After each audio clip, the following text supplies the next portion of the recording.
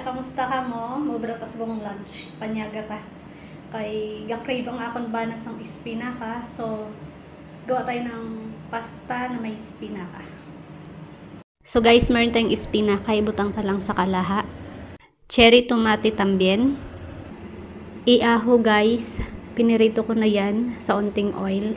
Dapat yung lulutuin ko dapat lulutuin mo yan sa oven. Since hindi ako marunong gumamit ng oven, minanumano ko na lang, pinirito ko na lang sa kalaha.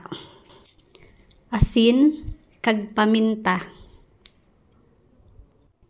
Olive oil. Takloban ta kag lutuon ta sa mahinay nga kalayo. Wow! Really bien. Ang bango niya guys ng luto. Ayan siya. Hahaluan lang natin siya ng spaghetti. So guys, hindi pwedeng spaghetti lang yung lunch ng husband ko. Kaya magpiprepare din tayo ng prutas. Ito, sarguelas, apple, and banana. Pakulo lang tayo ng pasta 10 to 12 minutes. Amon na ni guys ang amon nga panyaga. Ayan. Actually, masarap siya.